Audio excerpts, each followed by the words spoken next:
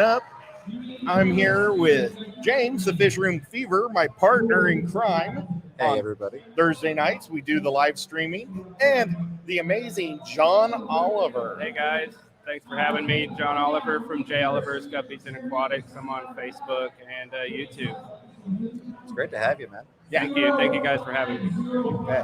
So we're in Dallas, Aquashella, Aquaween, and it has been crazy. I think it's been the biggest one so far this year. Yeah, I've heard several people say that.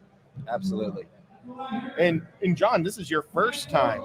Yeah, my first Aquashella ever, and it's definitely an experience everybody should check out. Is there one thing that just really pops out to you?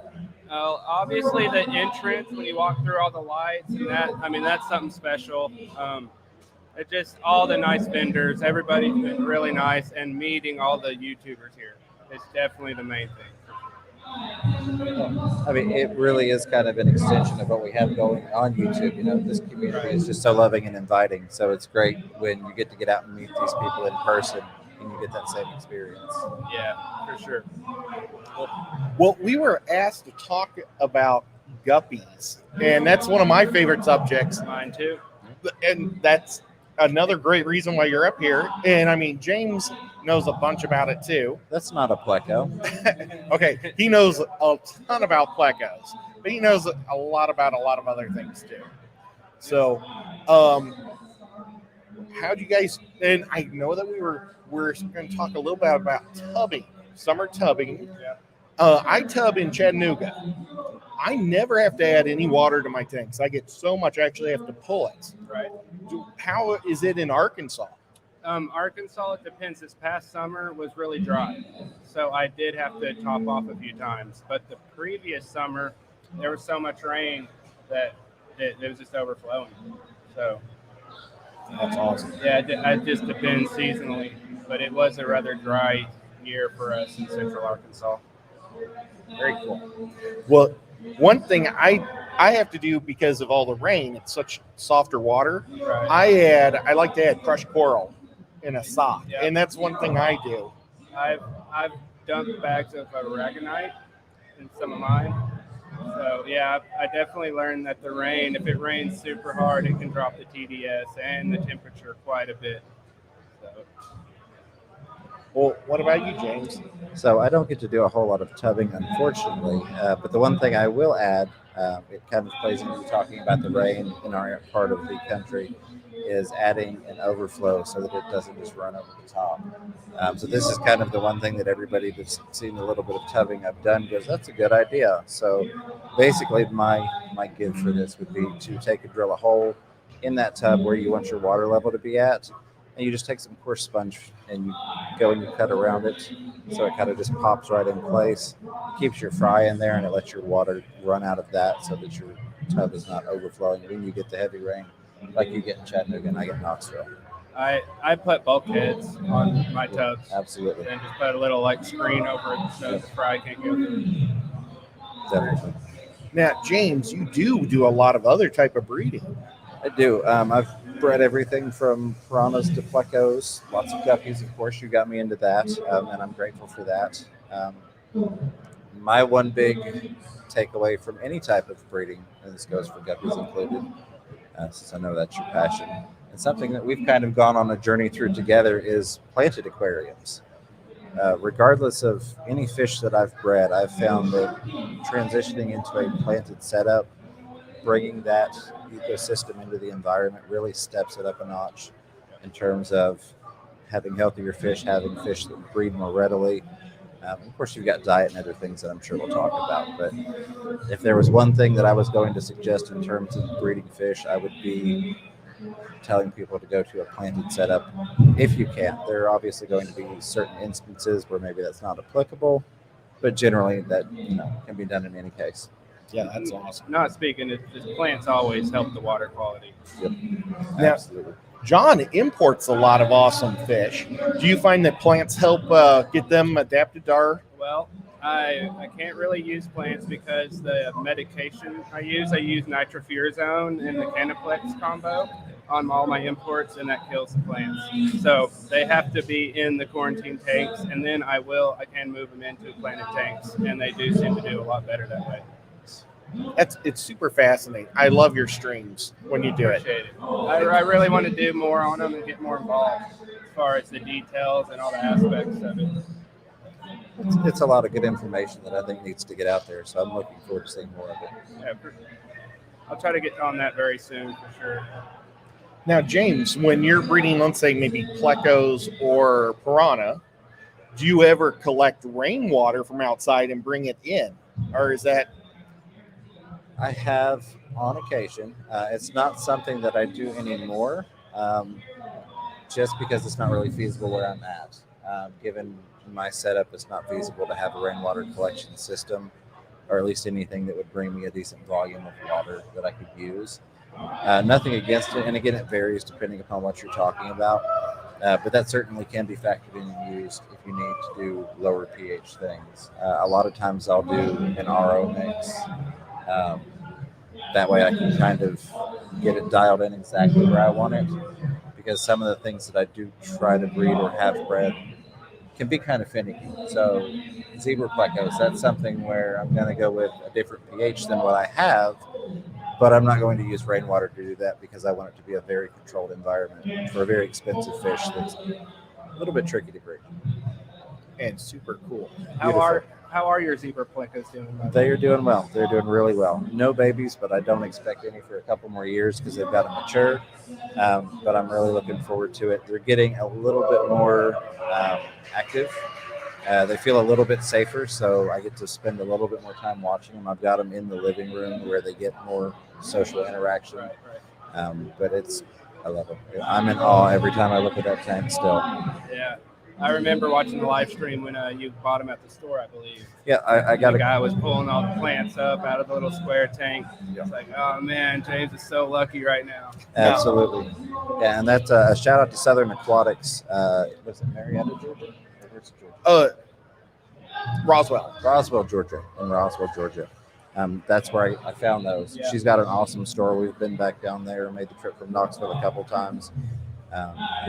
I won't say I owe her a shout out, but that's a local fish store. If you're near, you got to check out. Yeah, really. And they're super cool. You guys, anybody in Atlanta area, go a little north and you'll find her, and she's amazing. We need to do one of our live streams from her shop someday. Most definitely. Yeah.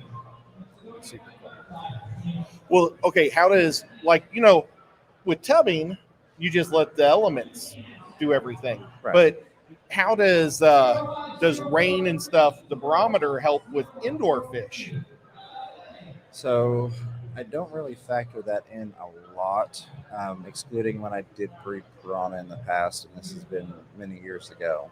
But I would try to time out some of my other breeding triggers, such as changing the water temperature, lowering the water, adding additional agitation, basically mimicking the changing of the seasons. A lot of times I would try and time that with the barometric pressure drop that you would see in nature when that came through. So you might look and go, okay, I know we're going to have a lot of storms, over the next month. Let me start doing all the other things that I want to do.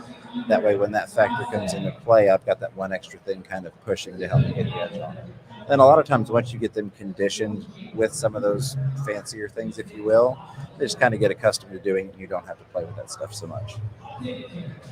That's one of the things I love about live bears, because it's just so easy.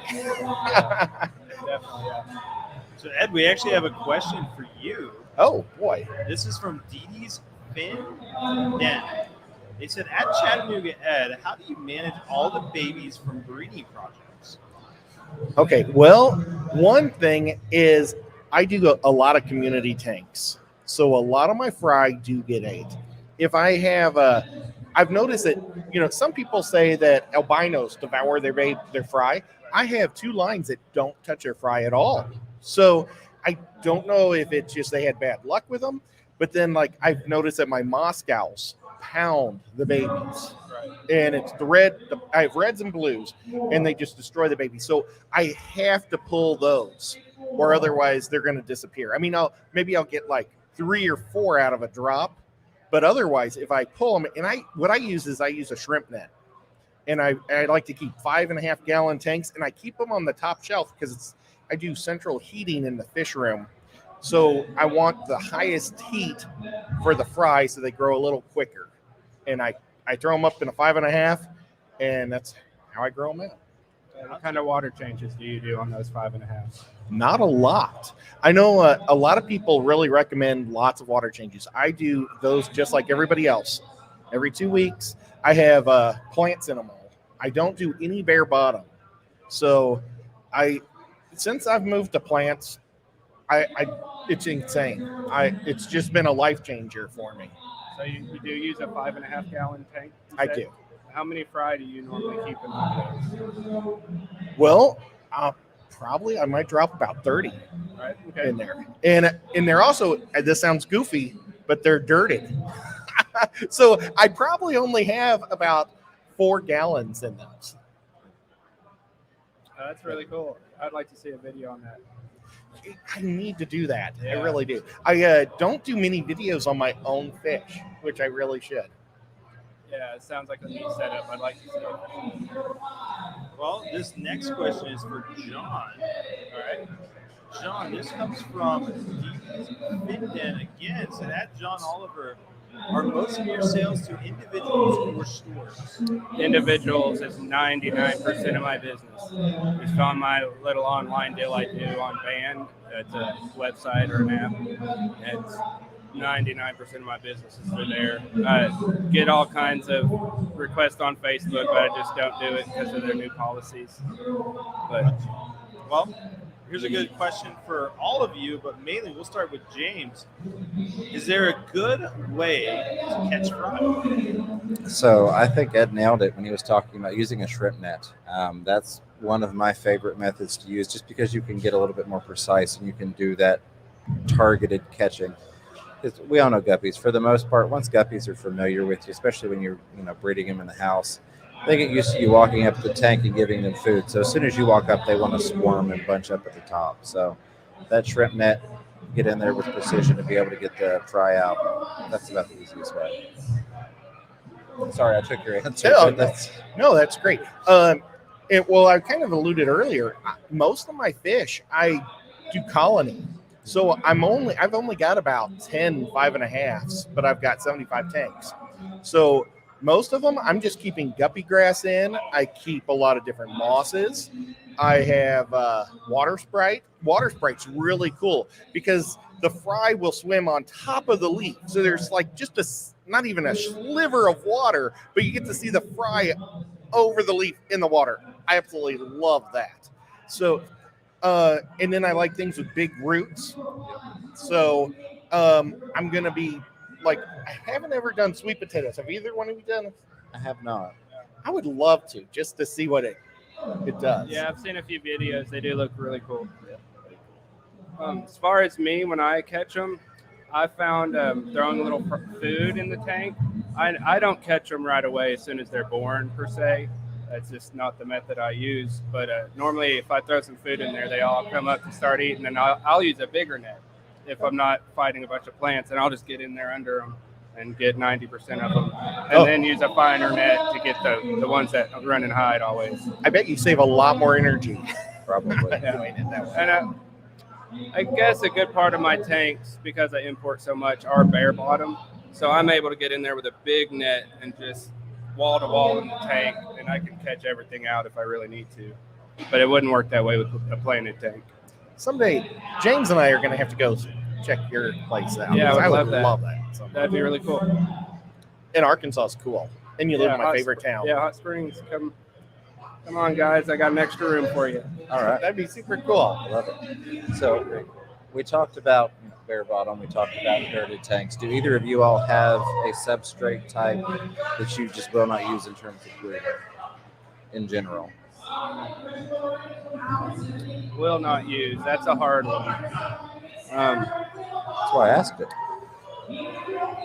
No, I guess right off I can't think of like a will not use situation unless it's a softwater fish, and then I will not use aragonite or something that's really going to raise the TDS and the pH and stuff.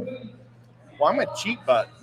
So I don't like to use the expense stuff. If I get it for free, Right. for some reason, if there's some fancy sponsor out there that wants to sponsor us to put expensive substrate. But yeah, I love sand cap soil.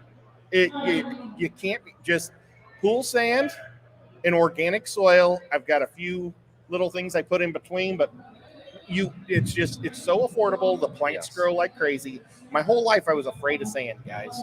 My whole life I've used gravel. I used the clown puke gravel. Oh my gosh, they're doing the raffle and I don't have my ticket. So my ticket's over here. That's not nice. I know. Yeah. This is how somebody else can win. You want me to send your tickets over with someone? No, it's all good. It's okay. So they have just the normal gravel. I won't touch it anymore.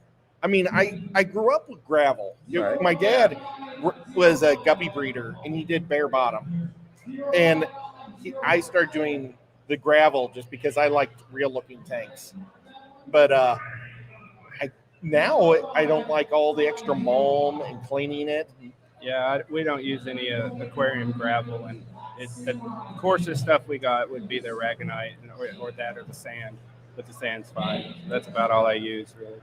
Absolutely. And part of why, sorry, go ahead. No, I was gonna say one other thing I did just think about is we used a shrimp substrate that was supposed to lower the pH, Right. and I noticed my guppies did not like that. Oh, So that is something I've learned personally to watch out for, as far as substrates that soften water or lower the pH. Absolutely. And I asked that question not expecting any real solid answers on it, because I wanted to point out just how easy it can be to set things up, because we elaborated on some more difficult things about breeding, but really breeding fish is fairly simple. And you can do it a lot of different ways. You of course want to look out, like you mentioned, things that have additives in them, but excluding that, you can use just about any type of substrate or lack thereof. And basically it comes down to really clean water. And the plants help with that, but they also help with, keeping the fry hidden, like we mentioned. You've got that whole ecosystem that comes with it. But basically, it's not a difficult thing to do. And then food, I think, would be the other thing that we definitely would like to touch on, because that's something that I have found personally plays a big factor in fry production and how much I can get out of my guppies or my plecos. yeah. For food, I'm looking for something with a high protein, and I like flake, and I use omega-1 most of the time. The omega-1 ultra color. I have used extreme, and I'll get spirulina flake. And what I do is I take a cat plastic Temptations box, Right. and I'll dump my flakes in there because I buy it by the 10-pound batch. Yeah. So I have a bunch. And then I'll put some of the spirulina flake in there, and I have a big old bowl, like that big, and I shake it. So it's all powdered, kind of. Not super powdered, because that messes things up. Yeah. But, Cloudy tank. yeah. But really little granule parts. Right. And I love that. And then, of course, baby brine shrimp. Yeah, I hatch out brine shrimp every day. Normal routine for me. Definitely. Now, I am not currently hatching brine shrimp. I should be, but I will say that I do substitute with frozen baby brine sometimes. But looking into the production side of things, I do like to condition with a lot of protein-rich foods. Where applicable, some fish you don't want to do that. But I'm a huge fan of Extreme, as I think pretty much everybody knows that's ever seen me talk on any show. I like their fry food because it is a high protein, as you mentioned. I like using spirulina brine shrimp, the Hikari BioPure. That's one of my favorites. And then the Hikari BioPure bloodworms. Those are some of the things I go to. And then depending upon species, it varies from there. But absolutely. Yeah, for sure. What is your choice of dry food, or do you do dry food? My choice Yeah. is Dr. Basilio. It's granule food. I sell it myself, and this is something I truly believe is a great food. My fish seem to do great on it. I was going to mention, though, back on the baby brine shrimp, I feed that to all my imports because I found that live food really helps them jump back quick from the 3-day flight coming from Thailand all the way across the world. So the granule or the the dry foods can have like an instant bloat effect sometimes. So I find first day or two, nothing but live foods really, really has helped my fish room succeed. That is awesome. Now, okay, I am not tech savvy whatsoever. I have tried to figure out how to get to your webpage to check out your, or not webpage, but it's The called band, yeah, band it's page, called yeah. band, and I cannot figure that out. Yeah, that's the one downfall of my personal business is I really do need to start a website that just makes it so much easier. The band thing for me is it's kind of like a Facebook platform, and I'm able to interact with the customers. I can talk to them. They can literally we can video chat if they wanted before they that's purchase from me. So it adds a more personal aspect, but it has its disadvantages for sure. Just not being a website that someone can go click, buy now, and be done with it, which it's a lot of people like to do. They don't want to deal with messaging. So that's been about the downfall. Well, I'm so untech savvy. If it wasn't for Fish Room Fever, I wouldn't be on streams. I wouldn't. So, Well, we couldn't have the world without Chattanooga Ed, so whatever I got to do. I'm still learning every day. A lot of tech stuff I got to learn too. Same here. Yeah. That backdrop you had the other night on your live stream was really cool. Oh, I appreciate that. And that was all digital. There's no green screen involved. So That's awesome. always trying to step the game up a little bit. Very cool. Thank you. very awesome. Now, okay, should we shift gears just a hair? Or I have Rob? a good question. Yeah. Yeah, so Select Pet said my tub was wiped out last year. How does each of you folks keep frogs and dragonfly larvae out of their tubs?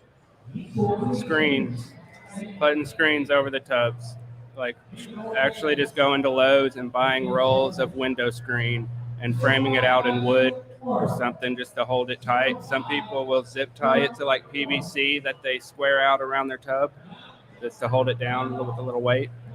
Yeah, last year I did zip ties with bird netting, and it kept most of the dragonflies out. One of my tubs had 10 dragonfly nymphs, but it still had 4,000 guppies. So I was thinking, even if they're eating 300 guppies a month, I was still ahead of the game. But the other tank I had, and everybody told me, don't worry about the frogs down here as long as they're not bullfrogs, in Tennessee. Right. Well, they didn't tell me about the tree frogs. They were so cute. I even made a video about them because they were so cute. And I'm like, this is so awesome. I have tree frogs in this one tub. They wiped out all my frogs. And they were the size of my pinky nail. They were called Tennessee green or Tennessee gold tree frogs, I think, or gray. Well, it's a little cute tree frog that you don't want. I learned that the hard way too with tree frogs in my area. Yeah. Next thing I know, the summer tub was nothing but tadpoles. And I asked my fish club about that in Chattanooga, and I said, do you guys have tree frogs? And they're like, we've never had tree frogs in 25 years living here. It's like, well, they liked mine. So, but I did that same thing as what you were saying, screens with the wooden pallets or wood frame. And I made a video of it at the beginning of the season, and my dad had a stroke, and I never put it together. So I need to put it together. People have seen it on some of my other videos, my screens, but they're really pretty cool, and they almost snap down to my tubs. Oh, yeah, that's awesome. What size tubs do you go with? I was going to ask the same thing as far as I have different size tubs. I actually have fish tanks, like big 55s that are in the shade full time. That was another aspect I was going to go based upon size of your tubs and how much direct sunlight do you expose them to and how hot they can get. That's something I'd like to talk about. Sure. You want me to go first? Go right ahead. Okay. Well, I do the 110 tubs that you can get. They're feed trough type tubs. Yep. I get those at Tractor Supply. I think they're like $65 or $75. They're super big, thick plastic, I like to keep everything uniform. So I like everything looking exactly the same. So I don't have different size ones. And I have a huge, gigantic tree that's right over them. And so I keep the best two closest to the tree, my two guppies that I love the most. And they only probably get about 4 hours of direct sunlight a day. And then I have the others going the opposite way. And so the ones at the very end, their water was super green, but it was a guppy that doesn't eat its fry. And I think I still ended up with more of those than anything. Right. And my temperatures run, oh, I just kicked the whole thing. I try to keep it not too hot, so I try to not get it over 82 during the summer. Sometimes it gets tough because it gets 100 degrees. Right. But with the shade, and I use fountains. Any air stones at all? I don't add air. I add water breaking the surface. And it seems to work pretty well. A lot of floating plants at all? Or? I do. I do water hyacinth, and then I also do Lewigia that floats. And I'm going to try guppy grass next year out there too. I tried guppy grass last year and it didn't do well, but I think in the tanks that are more exposed to light, the guppy grass might do better. So I've done very minimal due to my location, which also kind of pertains to the size I've been able to do. I did the good old redneck tubbing, as I called it in the video. It's awesome though. And it was just basically those, storage totes that you get from Walmart or whatever. I've done a few of those.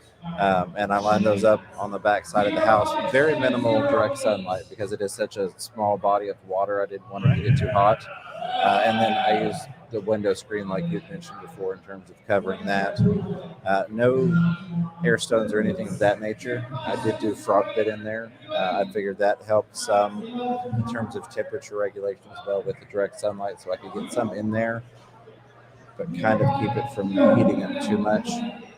I didn't constantly check temperatures or have set temperatures, but I kind of based it off of, I mastered it in my head, I guess. I looked at what the average temperatures were for the time of the year and then kind of factored the direct sunlight. And everything went just fine.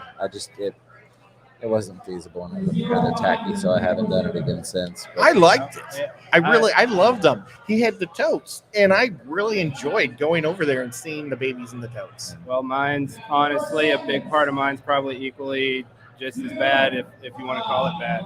I save all my shipping containers I get in. My jumbo styrofoam boxes, they hold a little over 20 gallons, and I got those lined up in my backyard side by side. And they're in full sunlight mostly, but there's such thick styrofoam, it doesn't matter. And I have water lettuce mainly floating over the whole top. And I normally have to go out there and pick some out because there's no sunlight getting through. Well, now I've got a question about this. James and I learned the hard way. Well, I think James told me he thought that those would bleed. Is that some have? And so we threw ice in it because we were going somewhere. But when it was to Florida, and when we got to Florida, there was nothing left in the cooler. Yeah, I don't know what makes the difference. I guess it's how it's made, but I've found maybe 30% of what I get from my import shipments, they'll leak like crazy, and 70 or so percent never have an issue. So I did a few of them in my old house before I moved, and I didn't notice it was leaking, but when I moved, the styrofoam is just moist under it. I was like, oh, it was. But definitely got to watch that. And I've done a trick where I wrap like a trash bag in them or plastic to do that, hold the water in as well. That's what I was wondering. Well, that's awesome that you're doing that, though. I'm a huge fan of trying to recycle as much as I possibly can and DIY things. And honestly, if it wasn't for, the office going, hey, we don't like the looks of that, I'd continue doing it because, I find it fun. But I want to salute you for, finding a purpose and a reuse for those things because it's one of the things I'm about. I also use 55-gallon barrels, rubber barrels. Oh, I love those too. I've thought about that. Got a few tanks of those, or keep them outside year-round. Very nice. I've thought about doing that just to collect rainwater with that, or just for other unique things. I've done similar things. I'll get a bucket of oak leaves, or same aspect of Indian almond leaves, and I'll just shove it full and let rainwater or even my well water, depending on what I want to use, and I'll fill it up and just let it sit there and turn to black water. And use it on my softer species. Now, do you get much Daphne out there? I do raise Daphne. I was about to mention that. Awesome. I have a 40-gallon breeder tank that's partially shaded, and I haven't done nothing with it the past 2 years, and it just explodes. the eggs hatch back in the spring and everything. Hey, Ed, Yes. not to cut you off, but we actually have a fan here that brought you a gift and Oh would my gosh. love to give you that gift. All right. Awesome. We're gonna get her up on stage if that's okay. Sure. Very Super nice. fan. We're all about it. So she's coming right now. Oh no, You're not going up. what's in Well, there? Do you at least want to say what it is? You don't have to go. She doesn't want to come up here and give it to you, but Oh my gosh. Let's she see. brought you this coral. Wow. This one here. Yeah, show it. Awesome. Awesome. She wanted Thank to you give it so to you, but much. She couldn't take it with her on the plane. So. Oh, Bummer. I'll cherish it. And hopefully I don't kill it. Thank you so much. That's awesome. And I'll think better of the Broncos the next time my Chiefs play them. But not the Chargers. How are your saltwater stuff going? Well, my RO kind of broke on me. Okay. So I need to work on my RO. So I'm actually going to have James probably take care of this little guy for me until I get it. Because I've got the lights, I've got everything. I don't have the live sand because I don't have the RO water. Right. So I have not stepped my foot into saltwater yet. well, Maybe one day.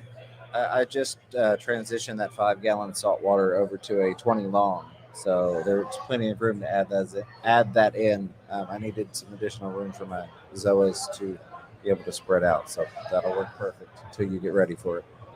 Well, here's a question from the chat. All right. RB Animals and Movies said Ed and James, and later on asked you as well, John, said, what is the best part of Aquashella? I mean, hands down, it's meeting everybody. Like between just anybody. There's people I never even knew that I got to meet this time, and then a lot of people that it was just awesome to meet that I've been watching on YouTube for a long time. So definitely this fish tube booth has been my favorite experience. I have to agree. I mean, James and I come here to have fun. Now, I'm not going to lie. I love going seeing vendors. It's so much fun. Yeah, definitely. I don't come here to make content, but it's fun to do it. Absolutely. It But can't help to. yeah, but being able to meet a guy like you, it's awesome. And then like the shrimp, Papa Shrimp Papa is right Shrimp. there. He's in the crowd. He's awesome. And the lovely Cindy, it's just, but everywhere you look, there's great people. So it's just so much fun.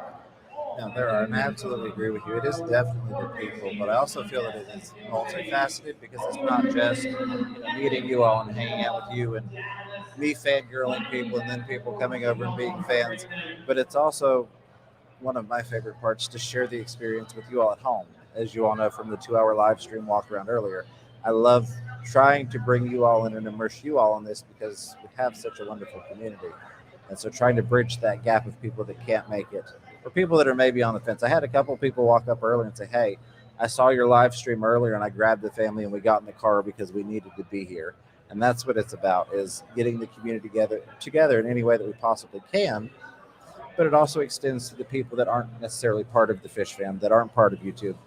Right. This community as a whole, just hobbyists that have nothing to do with YouTube. They're wonderful people. And a lot of times in our daily lives, we don't get to experience that camaraderie.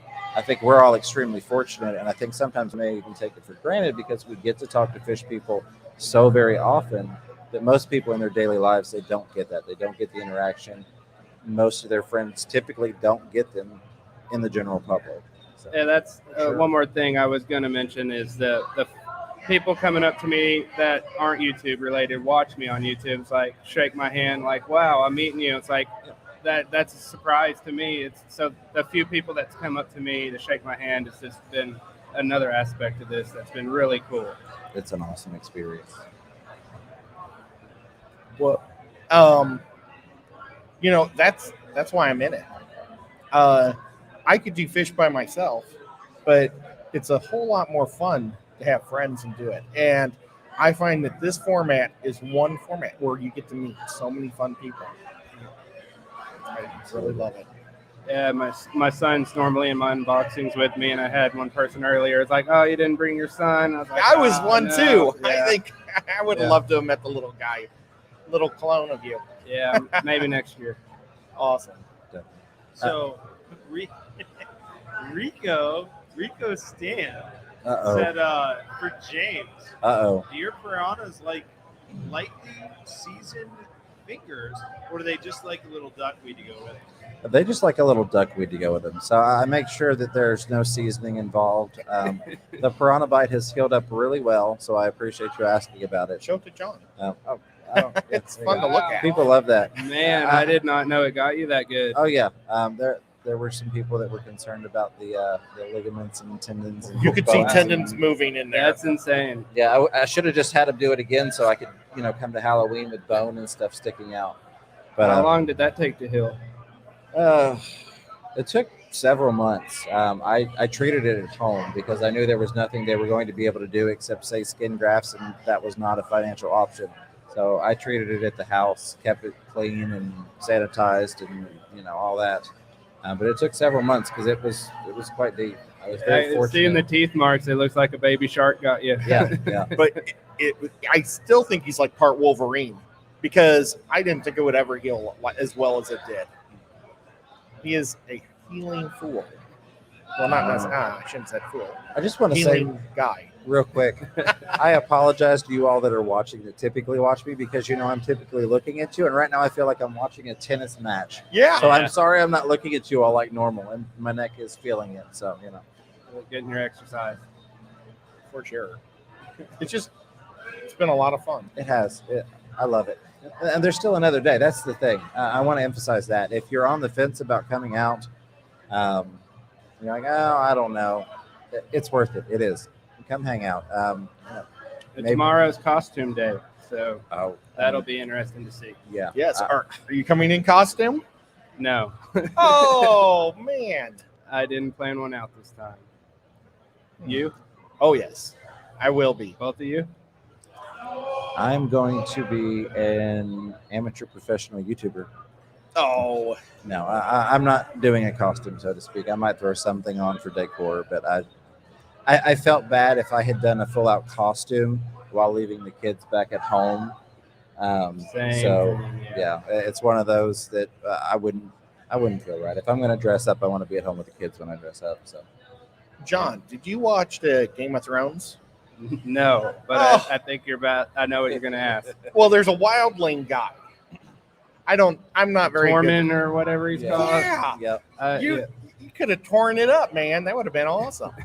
You're the second person that's brought that up in the past month, Well, and that's the only time I've ever heard it be Hey, mentioned. I Well, can't- it's I can't Halloween. unsee it anymore. I No, know. you can't. Once he Once says you it's like, see it, you can't go back.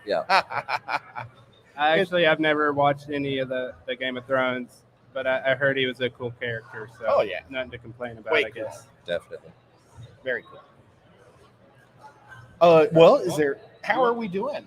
Yeah, I mean, you guys got probably another 10 more minutes. I can ask some questions from the chat if you want to. Please Sure. do, because I'm at a disadvantage. I'm used to interacting with the chat constantly, and I have nothing to look at. I don't know who's here and who's asking. So go for it. Metalheads Aquatics Mayhem says, this question is for anyone.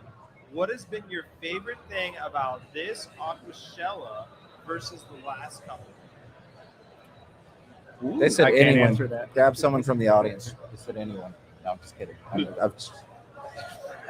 So for me, I would have to say just the sheer volume difference. This is a much bigger event than the other two. Ed and I both went to Orlando and Chicago, so having that to compare, just the sheer size of it and the amount of people flowing in. This is my first year going to the events, and I'm glad that this wasn't my YouTube break-in, if you will, just because it's so massive. Me personally, I would have been like, I don't know if I should be here. I don't know if I belong. But it's such a loving community that I've been fortunate enough to have some new people come that haven't been before, and they're kind of gun shy, if you will. And they're like, I don't know. And I'm like, just come on. Everybody's friendly. Go say hi. There's that person. Everybody is here to have fun and talk, and it doesn't matter who you are. So that would be my thing, is the volume difference. Okay, I think the numbers are awesome. I'm hoping the numbers keep coming up since the plague is going down. Right. So that's my goals. It's just going to keep getting better that Yeah. way. But I really dig all the Halloween stuff, man. There are skeletons in lots of fish tanks. And when I was a kid, man, that was always my goal, is to fit a skeleton in a fish tank. So, I mean, it's just, I love that. The element of all the Halloween stuff. I like scary stuff. They got the skeleton mermaids. Yes. Yeah. Skeleton mermaids are cool. It's a first for me. Never seen any of those. Well, you know what? It's a first for me is I didn't realize what an octopus looked like without its skin. I didn't realize it had so many bones. Right. I mean, they're like 90% bone. According to that thing, they are. Yeah. Yeah. But for sure. All right, well, the next question, this one is from the Fishy Whisperer, and this is for all of you. What is your favorite fish to breed?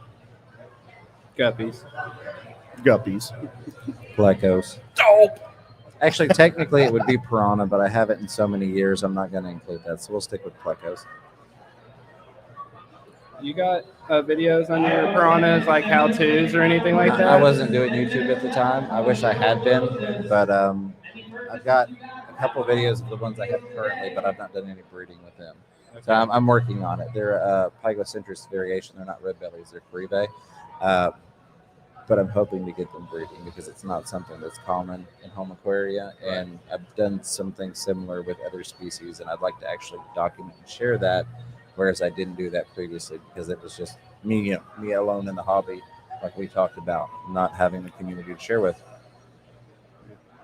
For Well, sure. what is the hardest fish to breed? I have still yet to get my L134 leopard frog plecos to breed. That's been my challenge. Boy. Well, my toughest thing has over the years has probably been tetras because they need such small food. And that's always been my thing with those guys, that I would love to be able to produce tons of tetras. But, I didn't have access to micro worms and vinegar worms until just a few years ago. Yeah. So I would say for years, it's always been the tetras. Can I ask what live foods you keep? Right now, I keep Walter worms. I keep macro worms, baby brine shrimp. I kill all my Daphnia. And you were saying, do you put them in a 40-gallon? Yeah, for outside in my season, they're all dead now from the weather. Okay, well, I think I got mine too early. So I put them in a 5-gallon bucket and a 20 long to see what and I managed to kill them both right away. Congratulations. Yeah, I know. I've killed more micro worms than I'd like to admit to, too. Yeah. One of my friends was visiting me, and she was making breakfast, and she thought it was cool that I kept my bacon grease. And she was pouring her bacon grease on my micro worms. Oh, man. I'm like, what? Where were you keeping your micro worms? On top of the refrigerator. Okay. I want them above my nose. I get that. Makes Yeah. sense. Yeah, I've kept micro worms for a long time. Yeah, and they can get. What do you do the substrate with? Okay, I did the oatmeal stuff and the instant potatoes, and they just reeked so bad I almost gagged. Okay. So what I'll do is I'll take bread and break it all up and a little bit of milk, and it starts to smell like old beer, so it's kind of tolerable. If I don't know if you've ever smelled like an old beer, but that's kind of what I think it's like a yeasty smell coming from. Yeah. So that was good. I tried keeping it like in a shelf, behind doors, and then I forget about them and they die. So that's why they have to be on the refrigerator, or otherwise they're doomed. Do you ever get fruit flies in your cultures? No, I drill holes at the top, Right. and then I put a piece of cloth, Right. or not a cloth, but I like a use tissue paper towel. Yeah, like a tissue thing. And I haven't had those. They love my micro worms for some reason. What do you like to feed them? I do. Are you talking the micro worms? Yeah. I use oatmeal. Okay. Yeah. And Well, you're a better man than I me. keep them up top above my nose in the closet. That works. And then I keep vinegar eels and baby brine shrimp mainly for the live foods. Awesome. Lady Metalhead asked all of you, what is your best experience this weekend as far as fan-related or fanboy moment? Texas Fish Room gave me an awesome t-shirt today, and that was super cool of him. I really appreciate that. Texas Fish Room, would you like to come up and ask a question or anything? Okay, he's just listening. So I'm going to go on the fanboy moment because I can't pick out one person that's come up to me as a fan of mine, and it's still weird to say fan, but as a supporter, as I like to say, somebody that helps me keep doing what I do. But I did have a moment where I'm not going to say who, but somebody came up and was like, hey, I want to swap numbers with you so that we can talk about some things. And it was somebody that I never would have thought in my life would want to swap phone numbers with me so we could talk about things. And I was like, this is awesome. So that would be my fanboy moment right there, I'd have to say. I would go with meeting some of my favorite YouTubers, and then the one guy today that was like ran up to me. He's like, "Where's your son at?" You know, because he's in a lot of my YouTube videos with me, and it just meant a lot that you see the people out there that really watch you, and you know they seem super excited to meet you. You know, can I add one more thing? No, This Aquashella, we brought TN Aqua. we did. Robert. Yeah. He's from Tennessee. He's part of the fish mafia. We're trying to still come up with a good mafia name for him. I'm pushing Cuttlefish, but there's a lot of other ideas out there. But he and I got to ride with Stephen P. last night, and Stephen P. sang his guppy song to us. I've seen you in put the that car. on. That was awesome. Yeah. And Robert, would you like to come up and say hi? Yeah, you want to switch out? Let's do it. Oh. All right, guys. I'm gonna jump off here and I let didn't him mean take to him. do that to you. No, it's fine. John, I thank appreciate you so guys much. having me. John Thank Oliver, y'all guys. so much. Thanks, John. And here's Thank Robert. you so much. Check him out. Jay Oliver's Guppies and Aquatics. Thanks, guys. Oh, we got a full panel of Tennessee Fish Mafia now. Yeah, it's the official mafia up here. TN Aqua, he's newer into the scene. You see him in the chat all the time. He comes up with skippers on Sunday night. And then he also, later that night, he comes on every so often on the panel on the Bob Kaler Tennessee Mafia channel. And he hangs out with me on there. It's always a great time. Oh, yeah. Oh, you got to be a little closer You'll to the have to mic. practically kiss that thing. Okay. Well, yeah, I mean, Oh, you gotta kiss Bob it. Yeah, like you You gotta gotta kiss that. you gotta Robert. give her 90% and let her come the other 10. Okay. Bob Kaler, I mean, he's great. And then, yeah, of course, Skipper, you know, that's my co-host. And, I mean, those guys are both awesome. And these guys beside of me, thank you so much, guys. No, thank you. It's been awesome having you with us. And I just want to point out, and we've talked about this, and other people have mentioned it to you as well. The fact that you come on and you just be yourself and you don't let anything hold you back, that helps to inspire other people who may have troubles with speaking or things of that nature. So a huge salute to you for doing that, because you never know who you might inspire to do the next great thing. So I salute you for that, my friend. Thank you very much, man. Absolutely. I appreciate it. I mean, like because of my stuttering, whatever, and I come on here. My goal is to help people that can possibly have the same stuttering issues as I do, and to sort of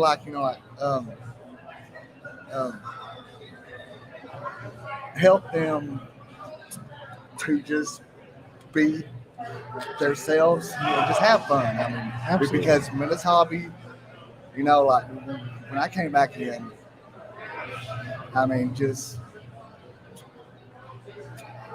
people were just so nice and everything. I mean, Yeah. I mean, I don't know. It's such a wonderful community. But no, exactly to your point. You never know what value somebody has until they try to share it with the world, and that's what you're helping people do. Aside from being a cool fish keeper and part of the Tennessee Fish Mafia, my friend. Thank you for so sure. much, guys. I appreciate it. Hey, absolutely. I think we lost Rob on the chat. He's over there playing with baby clothes. Oh, you know what? He's about to have a baby. So I know that's pretty he is. awesome. I know he is. That's so cool. I got to give him a hard time though. I wonder if it's a pink little. I don't know. I think they're called like a sausage outfit. Is that called a sausage? But it's very cool. I don't know what one of those is. I don't know what you're trying to come up with. I do want to say a huge thank you to everybody. Again, I don't know the numbers. I don't know who all's here, but I know I love each and every one of you for hanging out and showing up and supporting us. Oh, he's just going at the camera. I thought he was coming to choke me because I was picking on him. But I appreciate all of you all being here and showing the love. I know that we've got a bunch of people in the chat without even looking because this community is so awesome and you all are so supportive. And not to plug anything, but to answer some questions, I will be doing some more live streaming tomorrow for those of you that didn't get enough today. Even though we went over 2 hours live stream walk around and you all were amazing the entire time, we're going to bring you more of that tomorrow. Ed's not going to be doing a morning stream like he normally does at these. Right. I'm going to be in my costume, which will make it. I have a pretty big tail, so I won't be able to walk around too easy tomorrow. But I might hang out with you until I have to put it on. That would be great. But I'm going to let him know where I started and ended today. And he's going to follow up with the rest of the show because we only got about 1/3 of it. You're giving promises and expectations I don't know if I can lead up to. I will say this. I didn't get through all of it in the 2 hour and 15-minute live stream. I don't know exactly what you got through, but we're going to get as much as we can. And who knows, maybe tomorrow we go 4 hours and I have some extra batteries charged. But I want to, again, try and get you all as immersed in this as I can for those of you that can't be here. And we're going to have a good time. Yeah, I highly recommend people if you have not ever been to an Aquashella, you've got to try to make it to at least one. This one is my first one ever, and honestly, be honest with you, I've been having an absolute blast here, and each and every person that I met here so far, they have been so nice. And look, big channels, small channels, it does not matter here. People will welcome you in with, just pure kindness. Yep, 100%. Could not agree more. Yep. Well, guys, I don't know. I was going to say, how are we on time? Yeah. Guys, Sir Rob the Great over there. We got on time? Okay. Guys, now, I wanted another 3 hours, dude. I talked too much to do. What? Hey, well, we actually have 1 minute till end, and I apologize. I just you're let fine, the buddy. cameras go off. I just got distracted. Hey, you're fine, buddy. I just got to give you a hard time. You're such a cool guy. Chattanooga Ed is the man when it comes to this type of stuff, and he's been so good at it. So I just got rusty all of a sudden. Absolutely. I've enjoyed it quite a bit today doing the switcher. Yeah, it's been fun. But yeah, you guys can wrap it up whenever. Awesome. Well, thank you, Robert. And thank you, James, my partner. Absolutely. And where'd John Oliver go? And John, thank you for coming up and hanging out with us today, too. It's been a great time at Aquashella, and there's going to be a lot more tomorrow. Tomorrow's going to be the costumes, like mega. So check them out tomorrow. Check us out. All day there's going to be streams. It's going to be a blast. We'll talk to y'all later.